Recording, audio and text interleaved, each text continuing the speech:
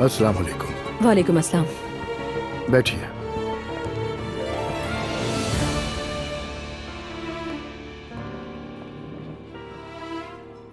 कैसी हैं आप? ठीक हूँ। जानते हैं मुझे किस बात की खुशी है? क्या आपने मुझे एलिफ साहिबा कहना छोड़ दिया है?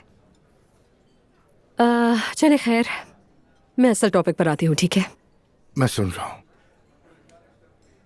नूर कुछ मुश्किलात का शिकार है। यानी असल में नूर नहीं बल्कि रोहान। मुझे पता है ये। तो क्या आप इस बारे में कुछ भी नहीं करना चाहते? करना चाहता था, इजाजत नहीं मिली।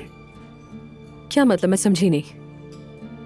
मैं अब इन बातों से थक गया हूँ एलिफ। कहते हैं दुख बांटने से आधा हो जाता है, मगर उन्होंने मुझे सख्ती से मना कर दिया कि मैं मुदाखलत ना करूं। जब तक वो खुद ना कहे मैं कुछ नहीं कर सकता। बस।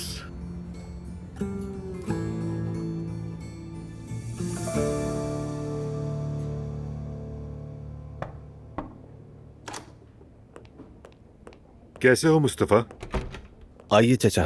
क्या हुआ, सब ठीक है? शुक्र है चचा। मैं बच्चे के बारे में जानना चाहता था, कैसे है वो? ठीक है चचा, अल्लाह का शुक्र है। मुझे यहाँ कुछ काम था इसलिए आया। उम्मीद है आज रात तक वो घर आ जाएंगे इंशाल्लाह। लेकिन तुम परेशान क्यों मुस्तफा? तुम्हारा बेटा आज घर आ रहा है, तुम्हें खुश होना चाहिए। मेरे दिल पर बहुत बोझ है। क्या हो गया मुस्तफा? परेशान क्यों हो तुम? ये बच्चा है, ऐसे ही बड़ा होगा, गिरेगा उठेगा। पता नहीं, अभी 40 दिन का भी नहीं हुआ और ये सब कुछ हो गया। दिमाग में हजारों बातें घूम रही हैं। तुम तो पागल ही हो गए हो। चलो बाहर चलते हैं, कहीं खाना खाते हैं। दोनों चचा भतीजे अपना दुख बांटते हैं, क्या कहते हो? बिल्कुल, ये बहुत अच्छा होगा। चलो चलो उठो, फिर वहां से बच्चे को भी देखने चले जाएंगे।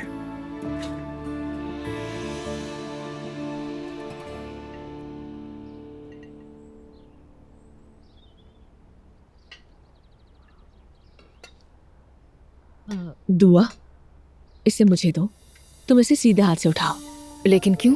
ये ज्यादा मुनासिब है, सुन्नत तरीका है। बिल्कुल। अच्छा, दुआ को नहीं पता। कोई बात नहीं। इल्म एक ना खत्म होने वाला खजाना है, सिर्फ मालिक के लिए नहीं बल्कि दूसरों के लिए भी। इससे अल्लाह ताला की हर मखलूक को बहुत फायदा पहुंचता है, और जब इंसान का इल्म बढ़ता है तो उसमें इनकिसारी आ जाती है। लेकिन मैं आपकी बात समझी नहीं। हमारे प्यारे नबी सल्लल्लाहु अलैहि वसल्लम अपनी उम्मत से चाहते थे कि मकसद को अहमियत दी जाए, शक्ल सूरत को नहीं। इस्लाम में जो बातें सुन्नत पर मबनी है, दाएं और बाएं दोनों हाथों के इस्तेमाल के कुछ उसूल बताए गए हैं जो कि सुन्नत है। ठीक है, पर मैं अब भी नहीं समझ पाई। यानी दाएं और बाएं हाथ में क्या फर्क है? हमें चाहिए कि बगैर मजबूरी के हमेशा ही अपने दाएं हाथ का इस्तेमाल करें, क्योंकि ये अच्छे मुसलमान होने के आदाब हैं। और जो बाएं हाथ वाले होते हैं? बेशक हर मुश्किल के साथ आसानी है।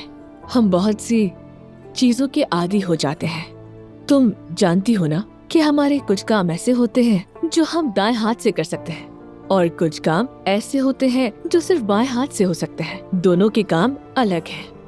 खैर, मैं इतनी तवज्जो नहीं देती। जानने वाले और ना जानने वालों की सजा एक जैसी नहीं होती। उम्मीद है तुम जान गई हो। मुझे अब इजाजत दीजिए, जवेरिया को फीड करवाना है। इसे वजू की हालत में दूध पिलाना, इससे चेहरा रोशन होगा और कदम मुनव्वर होंगे। अल्लाह की अमानत का अच्छे से ख्याल रखो। एक और बात, हमारी औलादें हमारी जिंदगी की सबसे बड़ी खुशी है। ये मुस्तकबिल के मेहमान हैं और सबसे बड़ी आजमाइश भी। समझ गई। अल्लाह खुश रखे तुम्हें।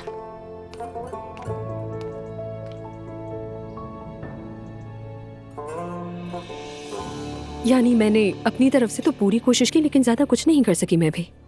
और वो तो अपने सिंगिंग वाले काम से बहुत अच्छा कमा लेता था, लेकिन नूर की खातिर वो भी छोड़ दिया उसने। हमने उसे जॉब दी, उसे पसंद नहीं आई। हकीकत यह है कि रोहान ये समझ ही नहीं सका कि उसने किस घर की लड़की से शादी की है। मेरी बेटी नूर कोई बिजनेस वुमन नहीं है। उसे बिजनेस वुमन बनाने की कोशिश नहीं करनी चाहिए। औरत का काम शादी के बाद घर संभालना है। तो बस इतनी सी बात है। बदकिस्मती से उसकी गुर्बत उसकी मोहब्बत को शिकस्त दे गई। सिर्फ गुर्बत ही शिकस्त नहीं देती है, बुज़दिली भी बाज दफा हरा देती है मोहब्बत को।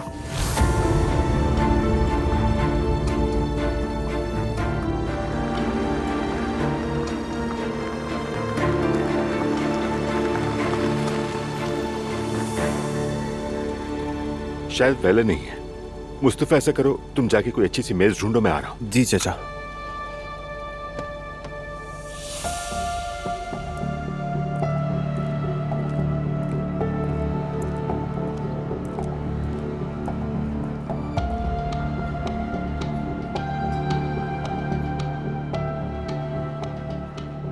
एलिफ, आप शादी मत कीजिए।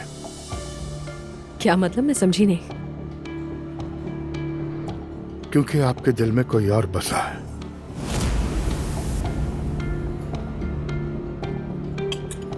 क्या आप अपनी बात कर रहे हैं अब्दुल्ला साहब? हाँ, किसी जमाने में ऐसा बिल्कुल था, लेकिन फिर मैंने सीखा कि बुज़दिल लोगों से मोहब्बत नहीं करनी चाहिए, और ये मेरे लिए एक बहुत अच्छा सबक रहा। शुक्रिया आपका।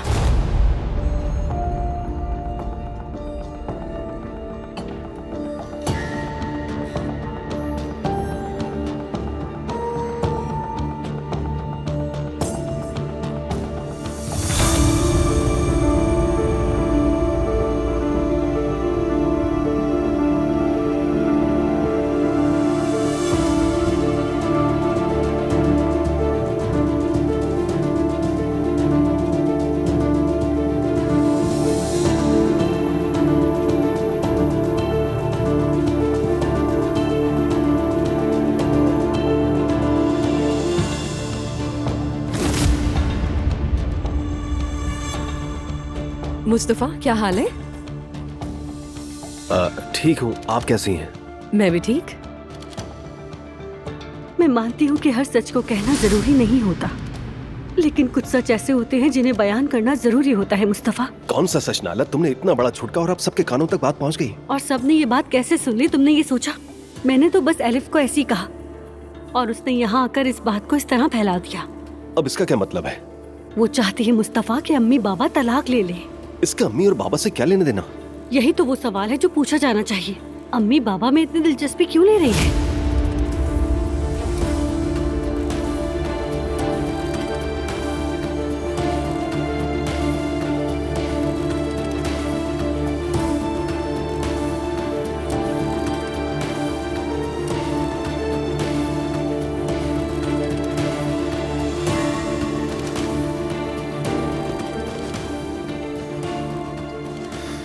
क्या हुआ? पूरा होटल भरा हुआ है। अरे वाकई? तो कहीं और चलते हैं हम। ठीक है, चलो। बस रहने को कोई जरूरत नहीं। शुक्रिया तुम्हारा। कैसे भर गई सारी टेबल से? मैं तो नूर और रोहान के बारे में बात करने आई थी और आप बात को कहाँ ले गए? लेकिन आप हमेशा वही बात ले आती हैं बीच में। हाँ बिल्कुल, क्योंकि मैं बेवकूफ। अस्तगफिरुल्लाह। खैर, मेरे ख्याल से मुझे चलना चाहिए। खाने के लिए बहुत शुक्रिया आपका। तो सारी बात यह है कि नूर की यही हालत है जो मैंने आपको बताई। आप प्लीज इस बारे में सोचें। Thank you so much.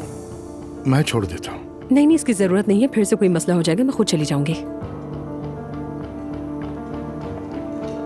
हाँ।